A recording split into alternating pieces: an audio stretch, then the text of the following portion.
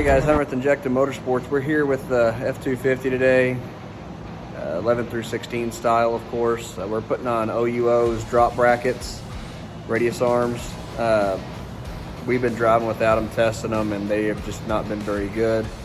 Yeah, we're just gonna, every time you hit a bump, it's just all over the place. So we're gonna put this on, and then obviously we also got the alignment cams, the pins or shims or whatever, sorry, and gotta put them on, but we're gonna do that after the fact when you have an alignment rack. That's the easiest way to do it. Or if you have a shop to take it to that does alignments, that's when to do those. Yeah, we'll start from there, and then later on we'll probably tackle the steady track system at some point from OUO, but we'll do that at a later date. Let's get started. All right guys, we went ahead and took the radius arm on the back side loose. They're both 24s. Here's the two bolts. On the right to the back. One with the longer thread is on the front. Tapered in. Front side there's a little 24 to back up. Rear nut. Sorry, down there. It's 1 1/16 inch. Same as the other side. So what we'll do is don't forget to disconnect your brake lines there and all your Christmas tree there for your vacuum hose. Or you'll likely yank it out possibly. I'm gonna put it in the bind. I said took the bottom one out, that gives you enough play. Lower it down, leave the top. I leave the top bolt in, so you don't have to try to put it back in. It's a lot easier to do that way. Yeah, we'll go ahead and stick that bracket on. Tighten all the nuts and bolts. Here they are here. These have that taper. And then they give you a little tool as well. Just inside there. Tighten it up. There's a spot for these. They'll be, as you can see here, you can see the hole at the bottom there. It's for that one. So we'll get that mounted up and keep going.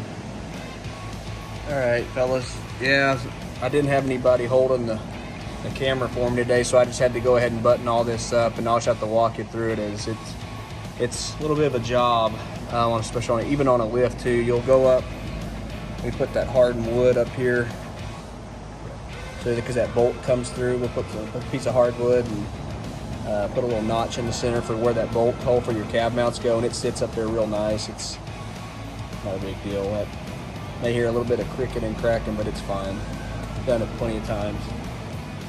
On the brown kit itself, obviously, the easiest thing to do after you saw where we dropped them down is you'll take out the bottom bolts, and you can actually take them out on each side of the bottom bolts, and then loosen the top bolt. That'll give you, in the same side, that'll give you enough room to put the bracket up there and at least get everything started in there.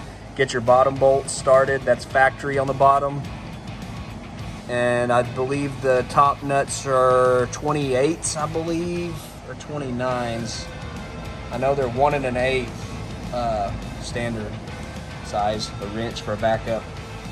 Anyways, yeah, once you get all that loose and get the brackets on, then the easiest thing to do is you can actually do both of them while it's in the air like this, because you'll still have everything getting held up. What I do is I drop the truck down just enough to get the tires, get some weight on the tires, and then obviously when you get more weight on, it'll roll that axle down so the bottom bolt holes will match up. I don't ever take the top out just to have something there to keep it. That's a heck of a lot easier.